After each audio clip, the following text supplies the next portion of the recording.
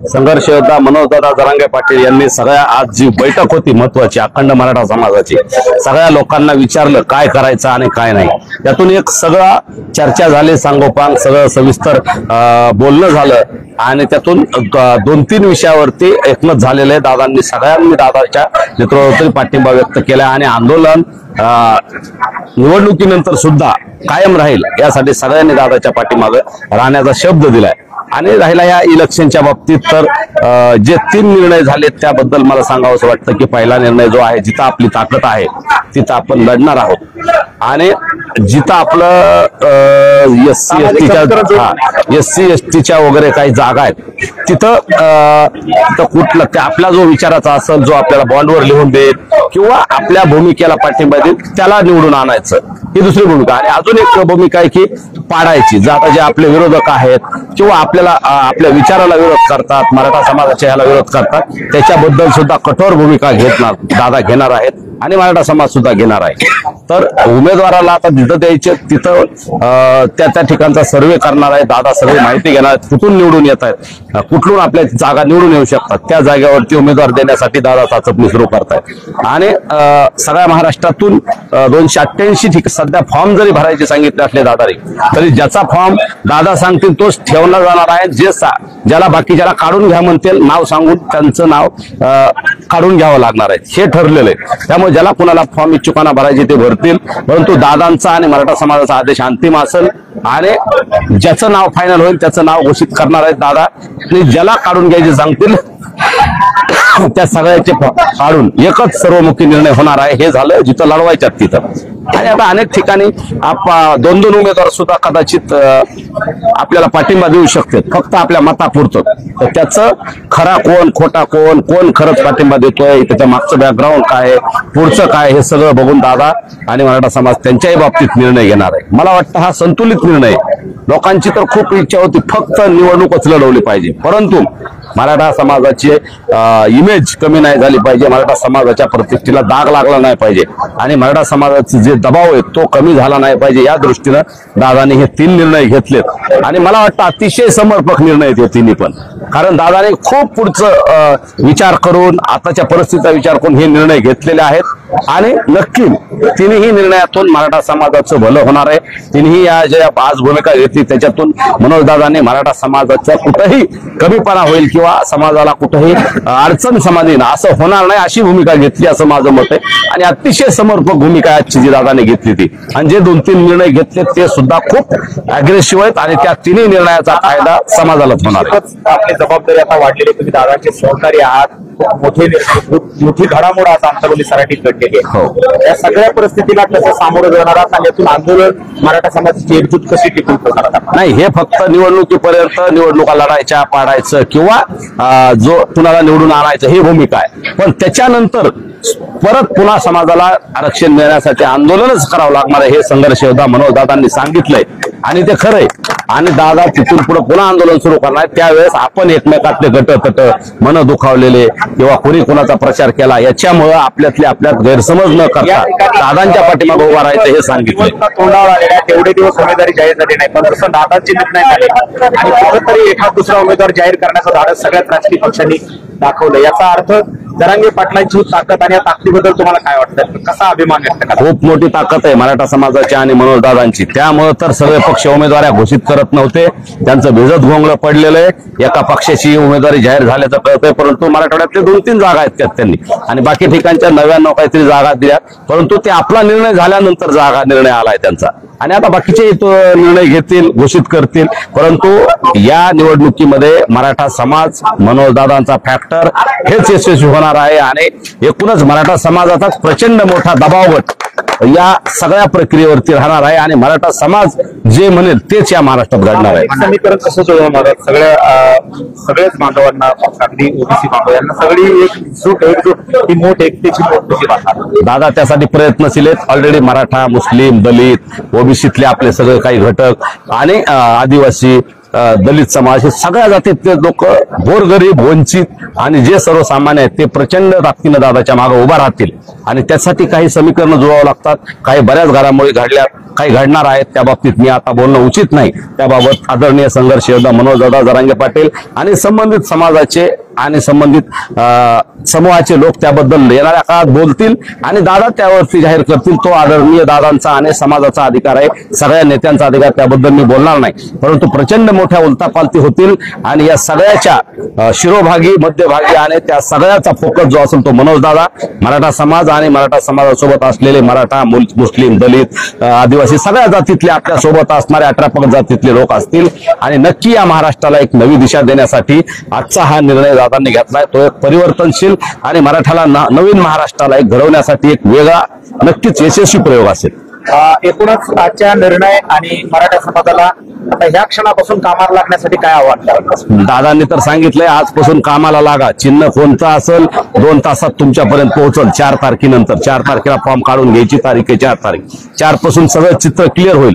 तोपर्यंत फॉर्म भरायचे असतील, बाकी छाननी असेल, कोणाचे फॉर्म राहतात, कोणाचे उडतात हे बघायचं असेल आणि त्याच्यानंतर काढून घ्यायचं. तर एकच नाव दादा ठेवणार आहेत आणि बाकी लोक काढून घ्यायचं सांगणार. ही एक प्रक्रिया आहे. आणि बाकी ठिकाणी पाठिंबा कुठं द्यायचा, काय चाचपणी करायची, कुठं निवडून येतात काय, या बाबतीत दादा नाव ते घोषित करणार आहेत. व्यक्तीचं नाव सुद्धा कुठं लढायचं ते दादाच घोषित करतील.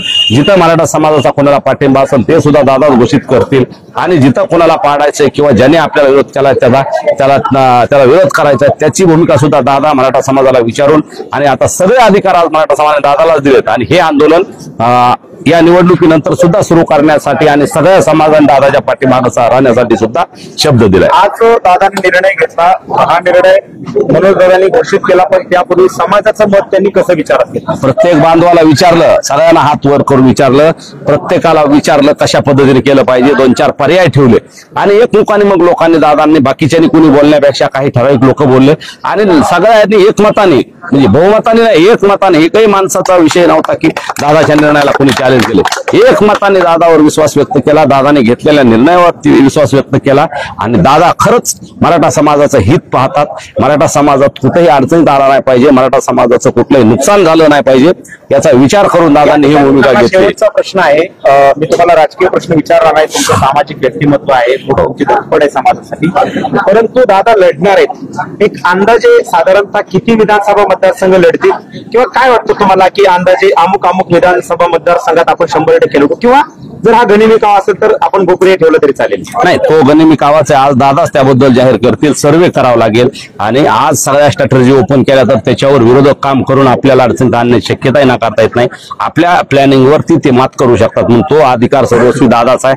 दादा त्याबद्दल गोपनीयतेने लवकरच जाहीर करतील. गोपनीयता सुद्धा विषय म्हणता येणार नाही, परंतु सगळ्या प्रक्रिया पूर्ण झाल्यानंतर, सगळे समीकरण जुळल्यानंतर दादा स्वतः मीडियाला येऊन सांगतील आणि नक्की एक सकारात्मक चांगला निर्णय झालेला आहे आणि पुढचेही निर्णय नक्कीच चांगले, समाजाला फायदेशीर, मराठा आणि 18 पगड जातीच्या गोरगरिबाचे, सर्वसामान्यांचे, गरजवंतांचे हित साधणारे पुढचे सुद्धा निर्णय असतील.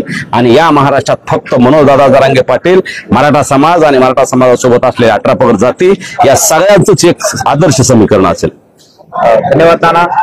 या ठिकाणी आपल्या सोबत मनोजदादा जरांगे पाटील यांचे सहकारी गंगाधर नाना काळकुटे पाटील या ठिकाणी होते. नानांनी सांगितले अतिशय समर्पक निर्णय घेतलेला आहे, सगळ्यांना विश्वासात घेऊन, महाराष्ट्रातल्या तमाम मराठा समाजाला विश्वासात घेऊन हा निर्णय घेतलेला आहे आणि या सगळ्या संघर्षाचे साक्षीदार आहेत. त्यांचे खूप खूप धन्यवाद नाना, मनापासून धन्यवाद.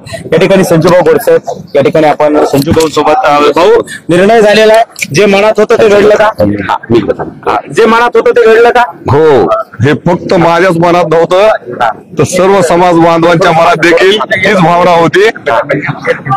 आणि काही दिवसापूर्वी एका बैठकीत देखील सर्वांचं मत विचारात घेतलं होतं. असा जागतिक कीर्ती असलेला आमचा नेता असला तरी तो सर्वसामान्य एकदम कोणत्या स्थलातील कार्यकर्त्याचं मत आजमावून घेतात आणि त्यांनी एका बैठकीत देखील व्यक्तिशः सर्वांचं मत आजमावून घेतलं होतं की तुम्हाला उमेदवार उभा करायचे का पाडायचे. तर त्या बैठकीत देखील अनेकांचं मत तेच आलं होतं. जास्तीत जास्त कार्यकर्त्यांनी तेच मत व्यक्त केलं की आपण उमेदवार उभे करायला पाहिजे. आज देखील असा एकमेव नेता आहे की त्यांनी समाजाला विचारूनच निर्णय घेतलेला आहे. समाजाला त्यांनी 2-4 पर्याय समोर ठेवले होते. आपल्याला या निवडणुकीत येणाऱ्या विधानसभेच्या उमेदवार लढायचं का पाडायचं.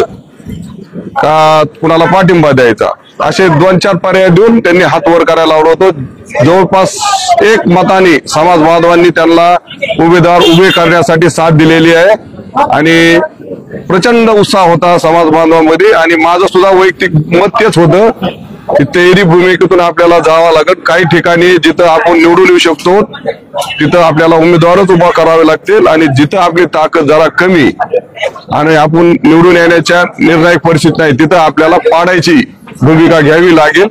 त्याच प्रकारे आज समाज बांधवाच्या बैठकीत देखील तसाच निर्णय झालेला आहे. काही ठिकाणी जिथं निवडून येऊ शकतो तिथं आपण उमेदवारच उभे करायचं ठरलेलं आहे आणि काही ठिकाणी जिथं आपण निवडून येऊ शकत नाही तिथं उमेदवार पाडायचा देखील निर्णय झालेला आहे. आणि ते कोणते मतदारसंघ असतील याची छाननी स्वतः संघर्ष योद्धा मनोजदादा जरांगे पाटील 2-3 दिवसात करणार आहेत आणि हे गरिबी कायद्याने नंतरच हे कुठं उभे करायचे कुठे पाडायचे त्याचा निर्णय नंतरच घेतला जाणार आहे. आणि अशा प्रकारे जे काही निर्णय घेतात आमचे संघर्ष योद्धा ते समाज बांधवांना विचारूनच घेत आहेत आणि आजच्या समाज बांधवाच्या बैठकीतच हा बहुमताने मानण्यावेळीच एकमताने निर्णय झालेला आहे. काय बीड जिल्ह्यात किती उमेदवार निवडतात? ह्या गरिबी काव्याचा भाग आहे, हे नक्कीच मी जाहीर करणार नाही आणि ते स्वतः ह्याचा अभ्यास करून जवळपास त्यांचा अभ्यास झालेलाच आहे. बीड मध्ये कमीत कमी 3 ते 4 जाग्यावर स्वतःचे म्हणून दादा जरांगे पाटील जो शब्द देतील त्याच्यावर उमेदवार निवडून येऊ शकतात आणि 1 ते 2 ठिकाणीच फक्त आपल्याला पाडायच्या भूमिकेत यावे लागल. 4 ठिकाणी नक्कीच म्हणून दादा जरांगे पाटलाच्या शब्दाला मान राहील. 4 ठिकाणी 1 शिक्का मतदान होईल आणि 4 ठिकाणी नक्कीच उमेदवार निवडून येतील.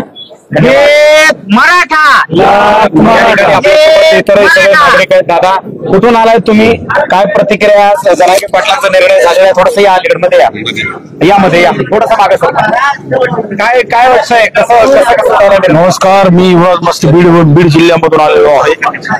आज या ठिकाणी सर्व समाज बांधवाच्या साक्षीनं आपले संघर्ष योद्धा मनोजदादा जरांगे पाटील यांनी एक 10 ते 12 दिवसापासून या राजकीय पक्षांना सळो की फळो जरांगे पाटलाचा निर्णय होतो का नाही होत अशी परिस्थिती या नेत्यांना करून दिली होती. परंतु दादांचा निर्णय होईपर्यंत कुठल्याही पक्षाची यादी या ठिकाणी डिक्लेअर झाली नाही. म्हणून आजचा जो दादांनी निर्णय घेतलाय तो सर्व समाज बांधवांना विचारून आणि समाज बांधवांच्या भावना लक्षात घेऊन हा निर्णय दादांनी घेतलेला आहे. दोन्ही बाजू तिन्ही बाजूचा विचार करून दादांनी समाजाला समजून सांगून की अशा पद्धतीने केलं तर असा प्रकार होणार आहे, अशा पद्धतीचं निवेदन दादांनी समाजाला समजून सांगून समाजाला कुठल्याही पद्धतीने जुलवत न ठेवता प्रत्येक समाजाचं दोन्ही बाजूने विचारलं पाडायचं का लढायचं. त्यावेळेस समाज बांधवांनी हात वरत करून सांगितलं की दादा आता लढल्याशिवाय पर्याय नाही. त्यानंतर पाडायचं म्हणल्यानंतर काही लोकांचे प्रतिक्रिया आल्या, त्यांचं देखील दादांनी त्या ठिकाणी त्यांचं देखील म्हणणं विश्वासात घेऊन दोन्ही बाजूचा विचार करून तिन्ही बाजूचा निर्णय दादांनी केला. त्याबद्दल दादाचं आम्ही सर्वप्रथम बीड जिल्ह्याच्या वतीने स्वागत करतो की लढल्याशिवाय दादा पर्याय नव्हता. कारण की आपल्या समाजाने 1.5 वर्षापासून आपण आरक्षणाची ज्योत तेवत ठेवलेली आहे आणि ती ज्योत कुठंतरी थांबवायची नसावी म्हणून हा निर्णय समाजाला घेणं जरूर होतं की आपण देणारे झालो तरच समाजाचं कुठंतरी काहीतरी होईल. दादाने अनेक प्रश्न सांगितले, नुसता आरक्षणाचाच प्रश्न या महाराष्ट्रात नाही तर अनेक प्रश्न इतर जाते. साधारणतः किती उमेदवार निवडून देणार आहेत दादा आणि किती निवडून? दादांनी जे उमेदवार दिले जातील दादाच्या विचाराचे जेवढे उमेदवार ते 100% निवडून आल्याशिवाय राहणार नाहीत. कारण की दादांनी स्वतःसाठी काही मागितलेलं नाही, या राज्यासाठी दादा मागणार आहेत. म्हणून असं मला या ठिकाणी काही वाटत नाही.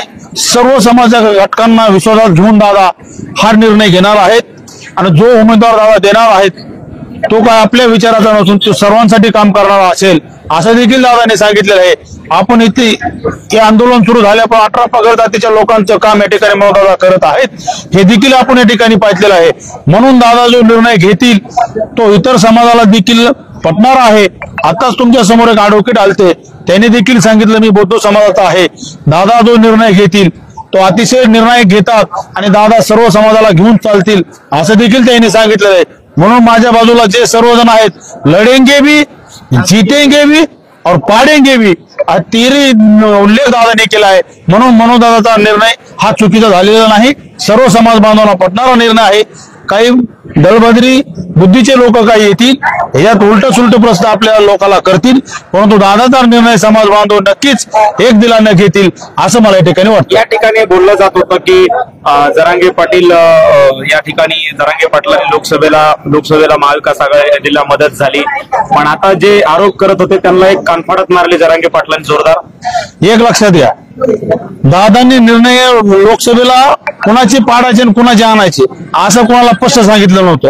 फक्त मुद्दा केलता की दादांनी सांगितलं ज्यांनी आपल्याला विरोध केला त्यांना असं पाडा की त्यांच्या 10-5 पिढ्या उभा राहणार नाही असं वाक्य त्या ठिकाणी वापरलं होतं. मराठा समाजाला गनिमी कावा सांगायची गरज नाही अशा पद्धतीचं वक्तव्य त्या ठिकाणी होतं. जे कोणी काही आरोप करतात ते आरोप त्यांनी सिद्ध करून दाखवावेत असं देखील आमचं त्यांना आव्हान आहे. धन्यवाद. या ठिकाणी काही येवल्याचे बांधव आहेत आपल्या सोबत. दादा या पुढे या थोडस या पुढे. काय कसं तुम्ही कुठून आलाय आणि म्हणून जरांगे पाटील याचा